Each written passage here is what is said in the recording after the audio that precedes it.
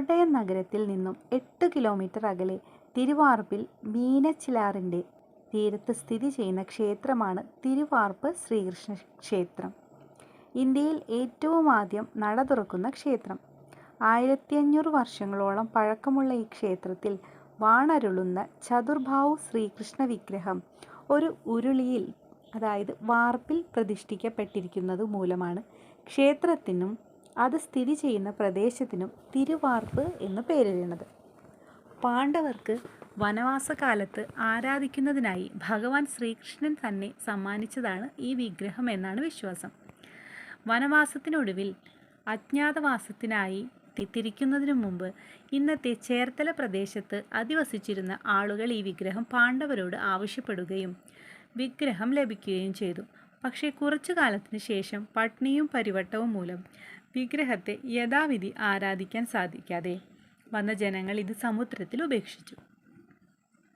തുടർന്ന് കാലങ്ങൾക്കു ശേഷം ഒരു വള്ളത്തിൽ സമുദ്രയാത്ര ചെയ്യുകയായിരുന്നു സന്യാസി. എന്നാൽ ചില സ്ഥലത്ത് അത് വില്ലുമംഗല സ്വാമിയാണെന്നും പറയുന്നു. യാത്ര ചെയ്യുകയായിരുന്ന വില്ലുമംഗല സ്വാമിയാർക്ക് ഈ വിഗ്രഹം ലഭിക്കുകയും അദ്ദേഹം വിഗ്രഹവുമായി ഇന്നത്തെ തിരുവാർപ്പ് പ്രദേശത്ത് എത്തുകയും ചെയ്തു.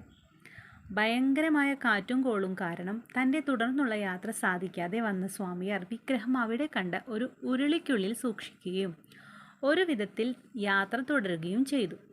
പിന്നീട് തിരികെ വന്ന് ഉരുളിയിൽ വെച്ചിരുന്ന വിഗ്രഹം വീണ്ടെടുക്കാൻ ശ്രമിച്ചപ്പോൾ അത് ഉരുളിയിൽ ഉറച്ചു പോയതാണ് സ്വാമിയാർ കണ്ടത്. കുന്നൻകാരി മേനോൻ എന്നൊരാളുടെ ഭൂമിയും ഉരുളിയുമായിരുന്നു അത്. വിവരമറിഞ്ഞ മേനോൻ തൻ്റെ സ്ഥലവും ഉരുളിയും അമ്പല നിർമ്മാണത്തിനായി വിട്ടു നൽകുകയും മടപ്പറമ്പ് സ്വാമിയാർ എന്ന ഋഷിവര്യൻ്റെ സഹായത്തോടെ അമ്പലം നിർമ്മിച്ച് പ്രതിഷ്ഠിക്കുകയും ചെയ്തു എന്നാണ് ഐതിഹ്യം. എല്ലാ ദിവസവും രാവിലെ 2 മണിക്ക് തിരുവാർപ്പിൽ നട തുറക്കും. 3 മണിയോടെ പ്രത്യേകം തയ്യാറാക്കിയ ഉഷപ്പായസത്തിൻ്റെ നിവേദ്യവും ഭഗവാന് സമർപ്പിക്കും. തിരുവാർപ്പിൽ വാഴുന്ന ഭഗവാന് വിശപ്പ് സഹിക്കാൻ കഴിയില്ല എന്ന വിശ്വാസം മൂലമാണ് ഇത്ര നേരത്തെ നട തുറക്കുന്നത്. ഇത്രയേറെ കൃത്യനിഷ്ഠ പുലർത്തേണ്ട ആചാരങ്ങളുള്ള മറ്റൊരു ക്ഷേത്രമുണ്ടോ എന്ന് സംശയിച്ചു പോകും. ഒട്ടേറെ പ്രത്യേകതകൾ ഇവിടുത്തെ ആചാര പദ്ധതികൾക്കുണ്ട്. വെളുപ്പിന് 2 മണിക്ക് കൃത്യമായി നട തുറക്കണം എന്നതാണ് ഏറ്റവും പ്രധാനം. പണ്ട് ഇവിടുത്തെ പൂജാരിയെ സ്ഥാനമേൽപ്പിക്കുമ്പോൾ കയ്യിൽ ശ്രീകോവിലിൻ്റെ താക്കോലിനൊപ്പം ഒരു കോടാലി കൂടി നൽകിയിരുന്നത്രേ. ഇനി അബദ്ധവശാൽ താക്കോൽ കൊണ്ടു നട തുറക്കാൻ കഴിയാതെ വന്നാൽ വാതിൽ വെട്ടിപ്പൊളിച്ച് അകത്ത് കടക്കാനായിരുന്നു ഇത്.